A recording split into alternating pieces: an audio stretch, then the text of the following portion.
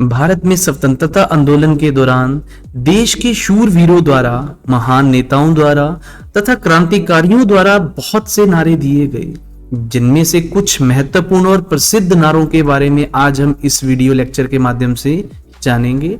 Slogans of Indian freedom fighters. जैसे कि आपको पता होगा, भारत की राजनीति में भी नारों का बहुत ज्यादा प्रयोग होता रहा है। स्वतंत्रता दिलाने के लिए भी नारों का प्रयोग किया गया है। जितने भी महान क्रांतिकारी नेता रहे हैं, उन्होंने जो है शूरवीर क्रांतिकारियों द्वारा जो है नारों का प्रयोग करके अंग्रेजी हुकूमत को उनके खिलाफ जो है उन नारों का प्रयोग करके भारत को स्वतंत्रता दिलाई है। भारत में जितने भी राजनीतिक दल हैं, अक्सर देश का मिजाज भांपने के लिए और अपने दल की क्षमता को रेखांकित करने के लिए नारों का प्रयोग करते रहे हैं। अगर मैं आपको एक चीज बताऊं, एक अच्छा नारा जो है वो क्या कर सकता है, वो किसी भी धर्म, क्षेत्र, जाति और भाषा के आधार पर बंटे हुए लोगों को साथ भी ला सकता है। तो आज हम जानेंगे महत्वपूर्ण और प्रसिद्ध नारे।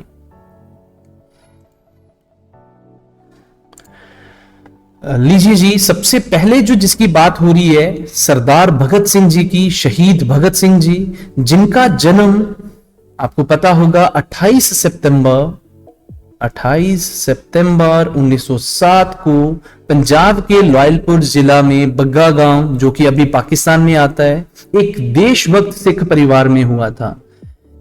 आपको जैसे मैं देशभक्त सिख परिवार बोल रहा हूं, तो उसका अनुकूल प्रभाव उन पर भी पड़ा था। उनके पिता का नाम सरदार किशन सिंह, माता का नाम विद्यावती कौर था। तो एक सिख परिवार था, लेकिन बाद में इनके परिवार ने आर्य समाज को क्या कर लिया, उनके विचारों को अपना लिया। तो अगर मैं भगत सिंह की बात करूं, थोड़ा सा आपको इंटरेस्ट से पढ़ाने के लिए, कि ताकि इन्होंने जो है, इनको जो है फांसी दी गई तो क्यों दी गई, कौन से नारों का या कौन से कथन का इन्होंने प्रयोग किया, वो सब चीजें तभी हमें पता चलेंगी। पहले थोड़ा सा इनके बारे में जान लेते हैं। ये लेक्चर भले थोड़ा सा लंबा जाए, प्लीज अच्छे से सुनना। कॉपी पेन लेके जो चीजें यहाँ पे लिखी जाएंगी या जो चीजें आपको बोली जाएंगी, पॉइंट आउट कर लेना। सारी की सारी चीजें एग्जाम ओरिएंटेड रहेंगी। क्लियर है? इनके पिता का नाम जो सरदार किशन जी, और इनके जो दो चाचा अजीत सिंह और स्वर्ण सिंह, अंग्रेजों के खिलाफ होने के कारण वो जो है अंग्रेजों के खिलाफ रहे। उनका अंग्रेजों के खिलाफ होने के कारण उन्हें जेल में बंद कर दिया था। तो जब जो है आप उनके पिता और उनके चाचा जब वो पैदा हुए, उनका जो है जेल से वो रिहा हुए, तो इनका प्रभाव जो है भगत सिंह पर भी बहुत पड़ा। ठीक है? तो भगत सिंह जो है पहले ही जो है वो सिख परिवार से, एक देशभक्त परिवार से जन्मे वहां पे, और उनको जो है इसका प्रभाव बहुत रहा। क्लियर है? अब अगर मैं बात करूं, 14 वर्ष की आयु में ही इन्होंने जो है क्रांतिकारी संस्थाओं को अपना लिया था। ठीक है? तो अब ज्यादा जो लंबा ना जाते हुए, इनकी बायोग्राफी को ना पढ़ते हुए, अभी मैं आपको सिंपल सा एक चीज बताऊं कि इन्होंने जो है, इनको जो ज्यादा प्रभाव पड़ा था ना, वो 13 अप्रैल 1919 को जो जलियांवाला हत्याकांड हुआ था ना, इन पर जो है इनकी सोच पर बहुत ज्यादा गहरा प्रभाव पड़ा था। लाहौर के नेशनल कॉलेज की पढ़ाई छोड़कर, देखो लाहौर कॉलेज में पढ़ते थे, पढ़ाई छोड़कर भारत की आजादी के लिए नौजवान भारत सभा की स्थापना करी। इन्होंने करी, भगत सिंह ने कौन सी सभा की स्थापना करी? नौजवान भारत सभा की स्थापना करी। क्लियर है? अब काकोरी कांड आपने सुना होगा। काकोरी कांड में राम प्रसाद बिस्मिल सहित 4 और क्रांतिकारियों को फांसी व 16 अन्यों को कारावास की सजा जब सुनाई गई थी ना, इससे भगत सिंह बहुत बेचैन हुए। चंद्रशेखर आजाद के साथ उन्होंने हिंदुस्तान रिपब्लिक एसोसिएशन से वो जुड़ गए फिर इसके बाद, और एक नया नाम दिया जिसे हिंदुस्तान सोशलिस्ट रिपब्लिकन एसोसिएशन। तो इनका जो था मेन, इन संगठन का उद्देश्य यही था कि सेवा, त्याग और पीड़ा झेल सकने वाले नवयुवक तैयार करना। ठीक है? तो अब बात करते हैं जो इन्होंने स्लोगन दिया। नंबर 1 जो स्लोगन यहां पे लिखा है जी, इनकलाब जिंदाबाद। तो याद रखना, कॉपी पेन नोट डाउन कर लेना। इनमें पीछे जो मैंने इनकी पार्टीज के बारे में भी बताया, वो भी इंपॉर्टेंट है। अब जो फेमस कोट्स एंड स्लोगन हैं उनके बारे में बात करें, तो सबसे पहले इनकलाब जिंदाबाद का जो नारा वो किसने दिया? सरदार भगत सिंह, शहीद भगत सिंह। ठीक है? इनका जो ये नारा रहा दिल्ली असेंबली में याद रखना तारीख 8 अप्रैल 1929, को इन्होंने क्या करा, एक बम को फोड़ा और एक नारा मशहूर जो है ये नारा दिया। मशहूर शायर जो हैं हसरत मोहनी ने जो है एक जलसे में एक नारा दिया हुआ था। वो क्या नारा था, आजाद, जो उन्होंने जो अपना क्या करा था, एक जलसे में मशहूर शायर हसरत मोहानी ने जो है बात करी थी पूर्ण आजादी की, और भगत सिंह और उनके साथी अन्य क्रांतिकारी अपनी आखिरी सांस तक उन्होंने जो है इसी नारे को अपनाया था। वो क्या नारा था, इनकलाब जिंदाबाद। तो आप याद रखना प्लीज, इनकलाब जिंदाबाद का नारा, वैसे तो प्लीज नोट डाउन कर लेना, वैसे तो ये नारा जो है वो किसने दिया है, कहां से आया, मशहूर शायर हसरत मोहानी ने एक जलसे में आजादी ए कामिल, जिसे बोला गया पूर्ण आजादी की बात करते हुए दिया था। किसने, मशहूर शायर हसरत मोहानी। और एंड तक जो है जितने भी क्रांतिकारी शूरवीर भगत सिंह और उनके साथी, उन्होंने इसी आखिरी सांस तक इस नारे को अपनाया। तो इनकलाब जिंदाबाद का नारा तो पेपर में जो बनता है वो क्या आंसर आता है जी, भगत सिंह। लेकिन अगर आपको भगत सिंह ऑप्शन ना हो तो याद रखना हसरत मोहानी ने शहीद कामिल की बात करते हुए, मतलब शहीद कामिल का मतलब उर्दू लफ्ज में लिखा है पूर्ण आजादी की बात करते हुए ये नारा दिया था। ठीक है, अब अगली बात करते हैं जी, साम्राज्यवाद का नाश हो, ये भी नारा किसने दिया, तो याद रखना किसने दिया, शहीद भगत सिंह। भारत में जब स्वतंत्रता आंदोलन के दौरान भगत सिंह ने अंग्रेजों के अत्याचार शासन के खिलाफ उनके साम्राज्य को खत्म करने के लिए स्लोगन दिया था, साम्राज्यवाद का नाश हो। तो दो स्लोगन्स हमने यहां पे पढ़े अभी, इनकलाब जिंदाबाद, अंत तक जो है ये नारे को जो है इसका प्रयोग किया किन्होंने, सरदार भगत सिंह जी। इनकलाब जिंदाबाद और साम्राज्यवाद का नाश हो, ये भी नारा किसने कहा, ये स्लोगन, ये कथन किसने कहा, सरदार भगत सिंह। क्लियर है, लिस्ट बनाते चलना प्लीज। अगली अब बात हो रही है जी, दिल्ली चलो। दिल्ली चलो का नारा जो है वो किसने दिया, नेताजी। और नेताजी आपको पता है इनका निकनेम, इन्हें जो है अदर नेम में गिना जाता है, लेकिन पूरा नाम क्या है जी, नेताजी सुभाष चंद्र बोस। तो दिल्ली चलो का नारा क्यों, क्या है इसके पीछे की कहानी, उसे जानते हैं। आपने सुना होगा आजाद हिंद फौज, आजाद हिंद फौज। आजाद हिंद फौज जो है इसको लीड करा था किसने, इसका नेतृत्व करा था सुभाष चंद्र बोस जी ने। सुभाष चंद्र बोस जी ने 5 जुलाई 1953 को सिंगापुर के टाउन हॉल के सामने, टाउन हॉल जो है उसके सामने सुप्रीम कमांडर के रूप में सेना को संबोधित करा था। मतलब आजाद हिंद फौज जो है ब्रिटिश हुकूमत के खिलाफ लड़ने के लिए चल रही थी। तो उन्होंने जो है कहां पे, सिंगापुर में। कब, 5 जुलाई 1943। कहां पे, सिंगापुर। सिंगापुर में कुछ चीजें लिखी जाएंगी, कुछ चीजें बोली जाएंगी, आप नोट डाउन करते चलना। सब चीजें एग्जाम ओरिएंटेड है, हम सिंपल स्लोगन्स तो पढ़ ही रहे हैं, लेकिन उनके साथ जो रिलेटेड चीजें एग्जाम ओरिएंटेड रहती हैं वो भी साथ में चल रही हैं। क्लियर है प्लीज। तो दिल्ली चलो का नारा 5 जुलाई 1943 को नेताजी द्वारा सिंगापुर में टाउन हॉल में इन्होंने एज अ सुप्रीम कमांडर के रूप में जो है जब सेना को संबोधित कर रहे थे तो दिल्ली चलो का नारा दिया था। जापानी सेना के साथ मिलकर इन्होंने ब्रिटिश सेना से बर्मा सहित इंफाल और कोहिमा के साथ जो है अंग्रेजों के साथ उस समय क्या करा था, युद्ध लड़ा था। तो आपको पेपर में क्वेश्चन बनता है दिल्ली चलो का नारा किसने दिया, तो आप याद रखना किसने दिया, नेताजी सुभाष चंद्र बोस। सेकंड स्लोगन की तरफ अगर मैं बात करूं इनकी, तुम मुझे खून दो मैं तुम्हें आजादी दूंगा। अब तुम मुझे खून दो मैं तुम्हें आजादी दूंगा, ये भी नारा इन्हीं का रहा है, सुभाष चंद्र बोस जी का। महान क्रांतिकारी नेता, महान क्रांतिकारी शूरवीर, इन सभी के बारे में, जिनके बारे में जैसे मैंने सरदार भगत सिंह जी के बारे में पढ़ाया या नेताजी सुभाष चंद्र बोस जी के बारे में अभी पढ़ा रहा हूं, इनके बारे में जितना कहा जाए उतना कम है। ये ना होते तो शायद आज हम गर्व फील ना करते, हम प्राउड फील ना करते, हम गर्व महसूस कर पा रहे हैं कि आज हम आजाद हैं, हम आजाद भारत के आजाद नागरिक हैं। इन्हीं महान क्रांतिकारी वीरों का जो है जितना इनका जो है बलिदान युगों युगों तक याद रहेगा। ठीक है, तो give me blood and I will give you freedom, तुम मुझे खून दो मैं तुम्हें आजादी दूंगा। ये कहा था नेताजी सुभाष चंद्र बोस। जब आपको पता है आजाद हिंद फौज के साथ ये बर्मा कब पहुंचे थे, तारीख याद रखना, अच्छे पेपरों में जरूर बनती है, 4 जुलाई 1944। तो यही रंगून, देखो बर्मा की उस समय, बर्मा आज के समय का म्यांमार, बर्मा जो है म्यांमार का पुराना नाम बर्मा, और बर्मा की उस समय राजधानी रंगून। तो यही रंगून के जुबली हॉल में ऐतिहासिक भाषण में इन्होंने ये नारा दिया था। देखो नारे तो पढ़ रहे हैं, लेकिन कहां दिया, कब दिया, उनके बारे में भी हमें पता होना चाहिए। तो हमारे पास रंगून के जुबली हॉल में ऐतिहासिक भाषण देते हुए इन्होंने ये कहा था, तुम मुझे खून दो मैं तुम्हें आजादी दूंगा। भारतीय जितने भी भारतीय थे, भारतीयों के दिलों में देशभक्ति की भावना और उनमें जो है बलवान पैदा करा था, बलवान। ठीक है जी, आज भी इस नारे से जो है सभी को प्रेरणा मिलती है, बहुत ज्यादा प्रेरणा मिलती है। तो प्लीज 2 नारे अभी हमने इनके लिए पढ़े, वो कौन से, दिल्ली चलो का नारा, ये भी मैंने आपको बता दिया। सिंगापुर 5 जुलाई 1943 में टाउन हॉल में इन्होंने ये कहा एज अ सुप्रीम कमांडर उस समय आजाद हिंद फौज के।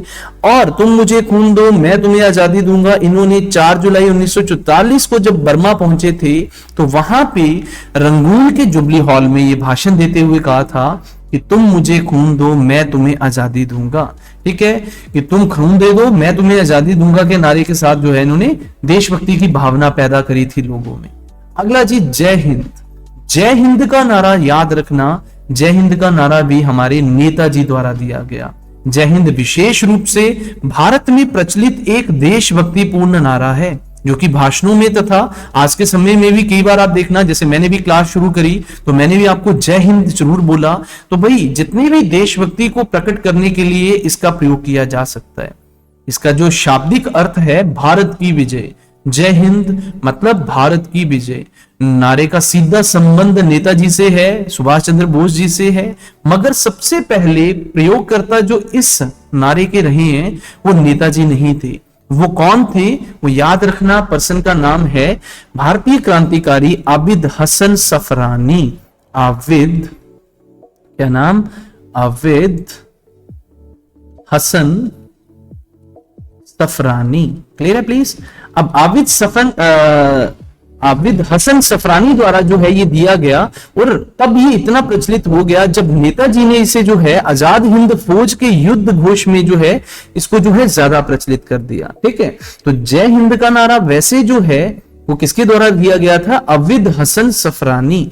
लेकिन ज्यादा जो प्रचलित हुआ या इसका जो प्रयोग जो है जय हिंद, तो वो किसने करा था जी, इसके द्वारा जो ज्यादा प्रचलित रहा, नेताजी सुभाष चंद्र बोस।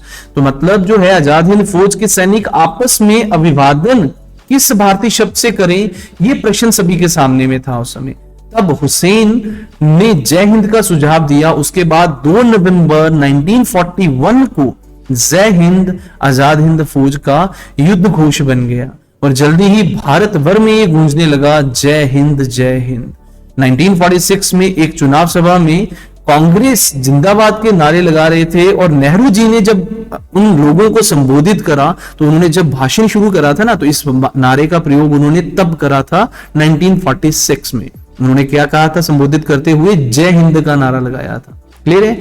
तो हमने जो है 3 नारे इनके बारे में पढ़े। दिल्ली चलो का नारा नेताजी सुभाष चंद्र बोस, तुम मुझे खून दो मैं तुम्हें आजादी दूंगा, नेताजी सुभाष चंद्र बोस। जय हिंद का नारा नेताजी सुभाष चंद्र बोस। नेक्स्ट फर्दर अब अगली बात करते हैं, कुछ एक कथन है, आप स्क्रीनशॉट ले लेना प्लीज।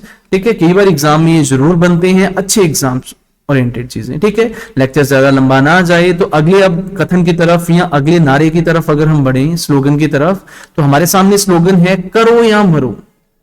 राष्ट्रपिता महात्मा गांधी जी द्वारा जो नारा दिया गया, क्या नारा, करो या मरो।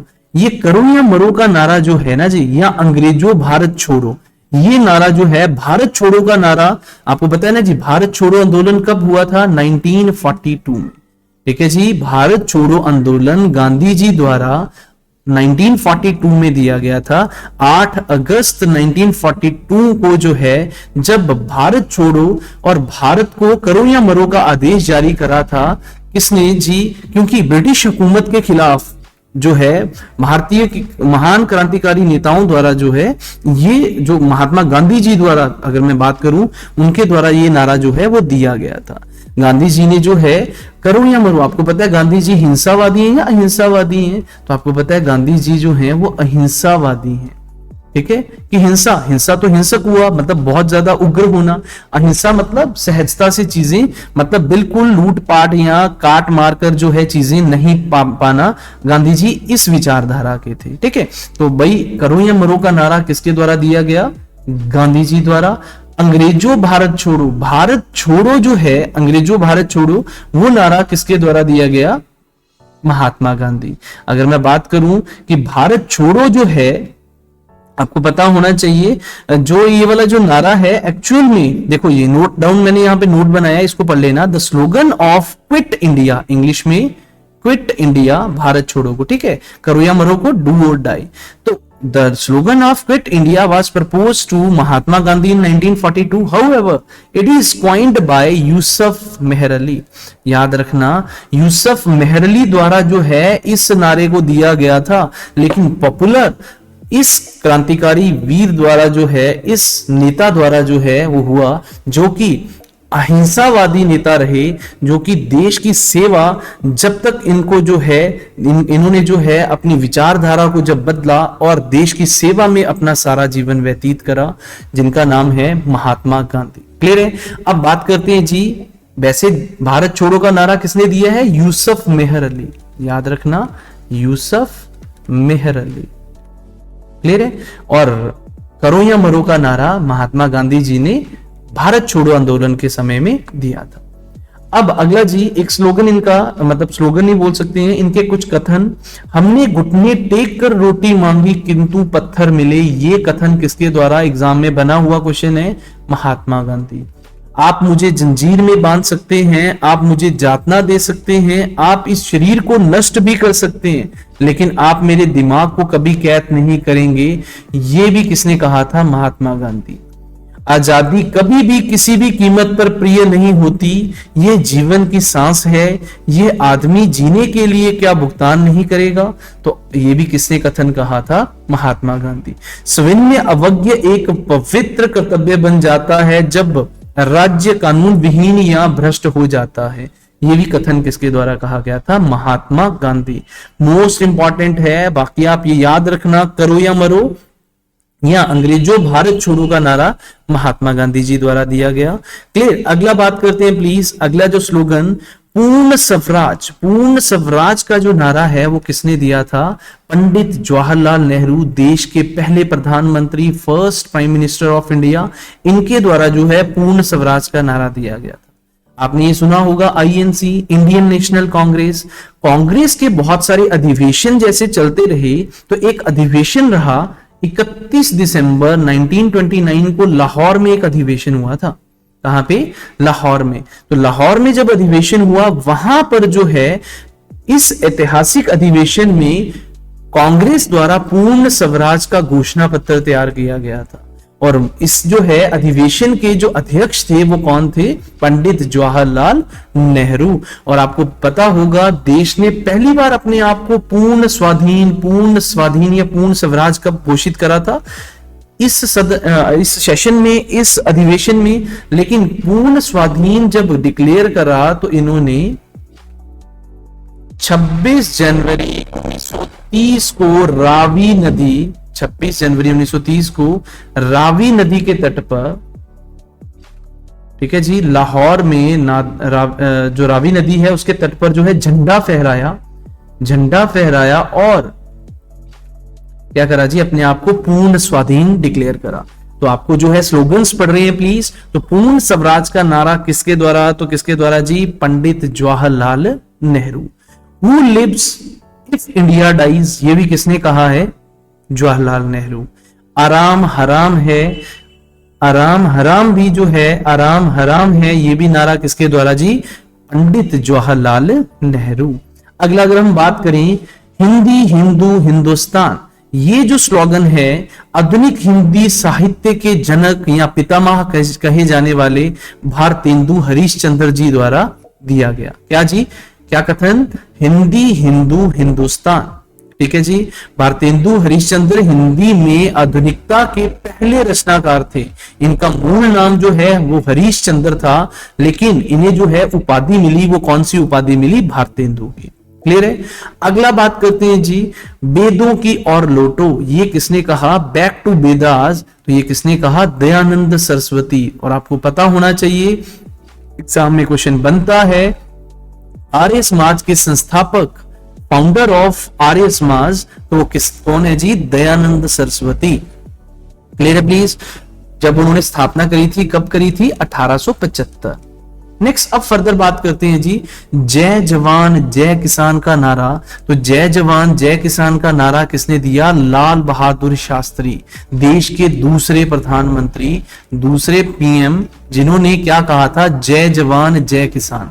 देखो ये नारा जो दिया गया, ये नारा सबसे पहले 1965 में जब भारत पाकिस्तान युद्ध के दौरान इसे जो है इस नारे का प्रयोग किया। लाल बहादुर शास्त्री जी ने जो जवान एवं किसान के श्रम को दर्शाता है, इस नारे में हमें वो चीज सब मिलती है। भारत के राष्ट्रपति, राष्ट्रपति का निर्वाचन, योग्यता व कार्य शक्ति की पूरी जानकारी शास्त्री जी के प्रधानमंत्री बनने के बाद 1965 में भारत पाकिस्तान का युद्ध हुआ, जिसमें शास्त्री जी ने बहुत डिफरेंट जो कंडीशंस रही थी उसमें देश को संभाला था। पाकिस्तान युद्ध के दौरान उन्होंने जो है सफलतापूर्वक देश का नेतृत्व करा था और देश को एकजुट करने के लिए और सेना का मनोबल और किसानों का महत्व बताने के लिए एक नारा दिया था जिसका नाम है जय जवान जय किसान। क्लियर है प्लीज? अगले नारे की तरफ बढ़ते हैं। लास्ट के 3 से 4 मिनट में मैं स्लोगन्स बोलूंगा और उनके पर्सन के नाम बोलूंगा, लेकिन ये मैं आपको थोड़ा सा इंटरेस्ट से पढ़ा रहा हूं चीजें कि कब दिया गया क्या चीजें। मारो फिरंगियों को, मारो फिरंगियों को जो है वो नारा किसने दिया? मंगल पांडे। और ये कब दिया था? जब 1857 का विद्रोह हुआ था। 1857 का विद्रोह मेरठ से शुरू हुआ था और सबसे पहले जो है मेरठ में ही इसका जो है अंग्रेजों के खिलाफ इस आंदोलन को शुरू करा गया था। और उनका जो है नाम है पर्सन का जिनके द्वारा ये कथन कहा गया या जिनके द्वारा ये नारा दिया गया, नाम है मंगल पांडे। क्लियर है प्लीज? अगली बात करते हैं जी, जय जगत। जय जगत जो नारा दिया है भूदान आंदोलन के महान स्वतंत्रता सेनानी और भारत रत्न प्राप्त, जिनका नाम है आचार्य विनोबा भावे। जय जगत का नारा किसने दिया? आचार्य विनोबा भावे। अगला बात करें, कर मत दो, डोंट गिव टैक्स, ये किसने कहा था? ये कथन जो है, ये नारा किसने दिया? भारत के लौह पुरुष सरदार वल्लभ भाई पटेल, जिनकी जो मूर्ति बनी है विश्व की सबसे ऊंची मूर्ति बनी है, जिसका नाम है statue of unity. Statue of unity जो है वो स्टैचू ऑफ यूनिटी की जो है 182 मीटर ऊंचाई है। कितनी है जी? 182 मीटर ऊंचाई, नर्मदा नदी के किनारे नर्मदा जिले में ये जो है स्टैचू ऑफ यूनिटी सबसे ऊंची मूर्ति बनी है। किनकी? सरदार वल्लभ भाई पटेल, जिन्हें और किस नाम से जाना जाता है? लौह पुरुष, जो कि देश के पहले उप प्रधानमंत्री भी रहे हैं, vice prime minister of India. Clear है प्लीज? अब कर मत दो का जो नारा इन्होंने या उस समय जो ये कथन कहा था, तो जब बारदोली सत्याग्रह भारतीय स्वाधीनता संग्राम के दौरान 1928 के दौर में गुजरात में हुआ, ये एक प्रमुख किसान आंदोलन था जिसका नेतृत्व लौह पुरुष जी कर रहे थे।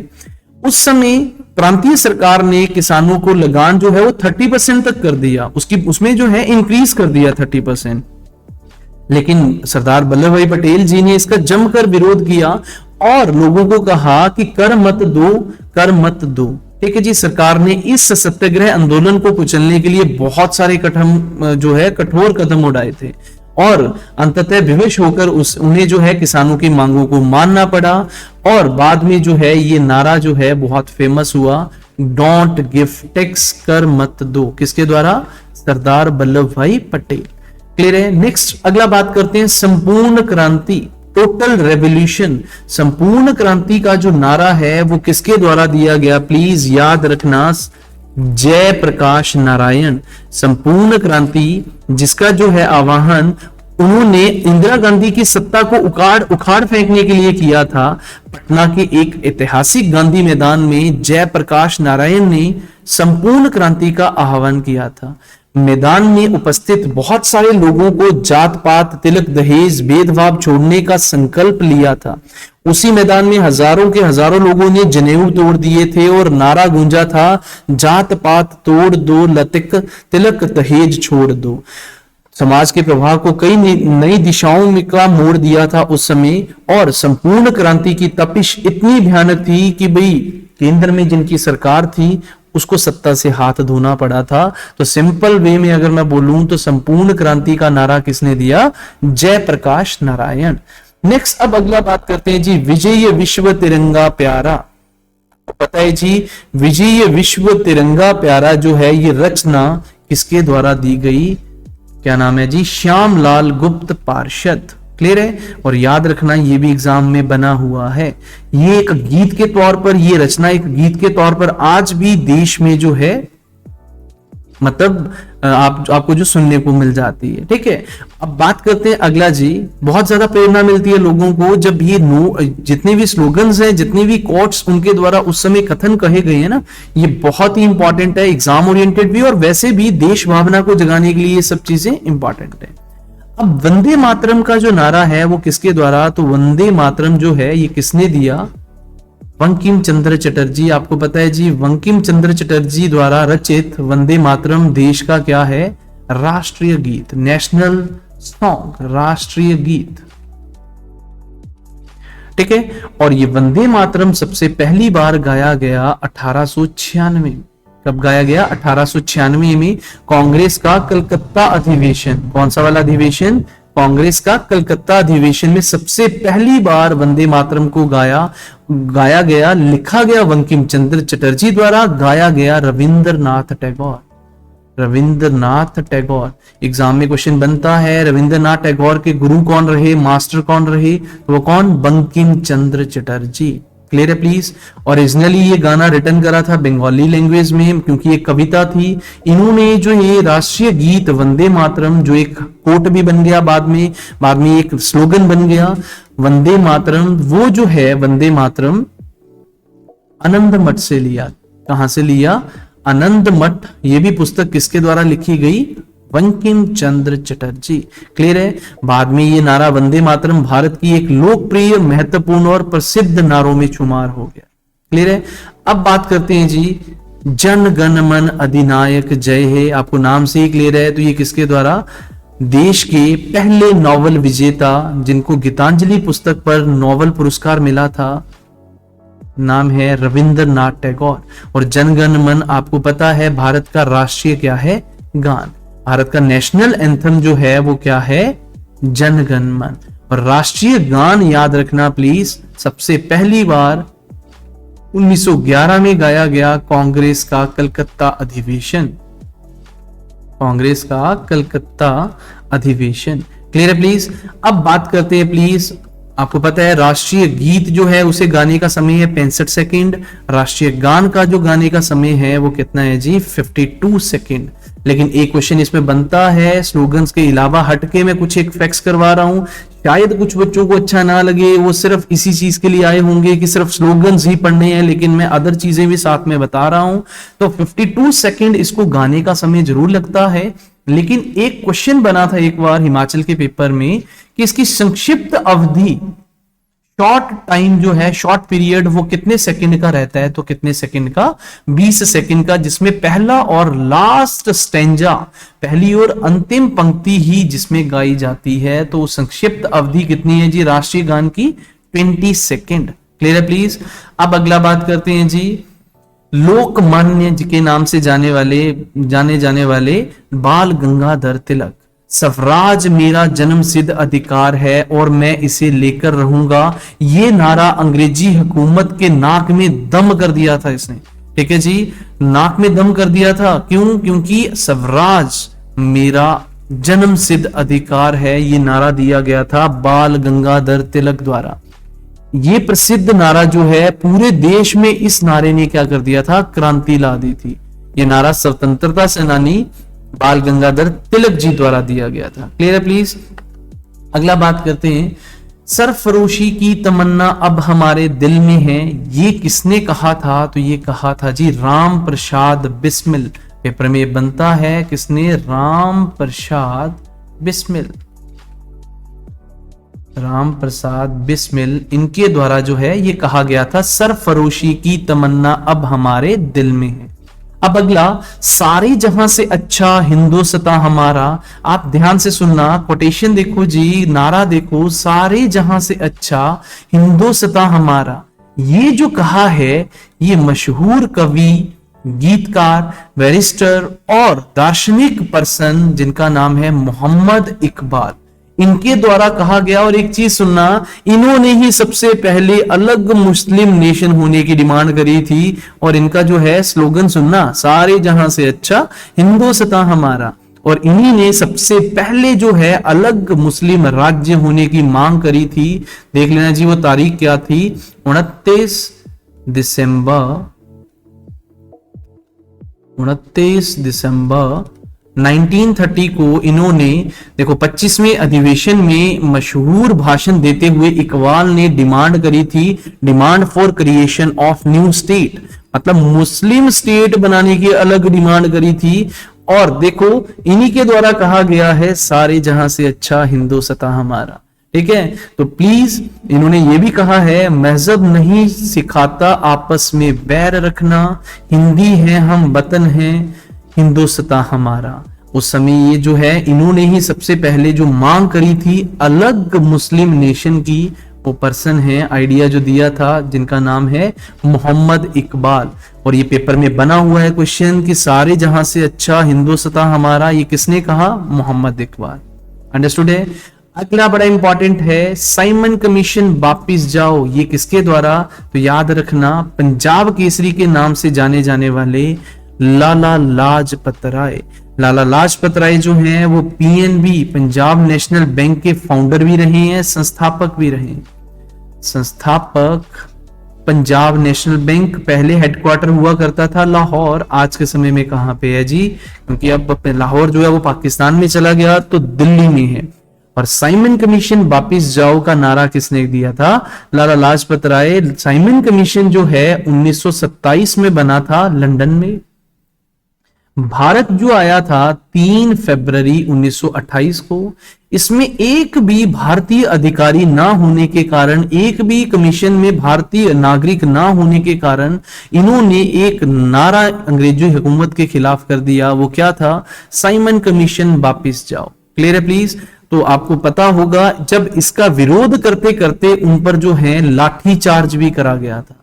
तो लाठी चार्ज जब हुआ तो लाठी चार्ज में जो है इनकी क्या हो गई थी?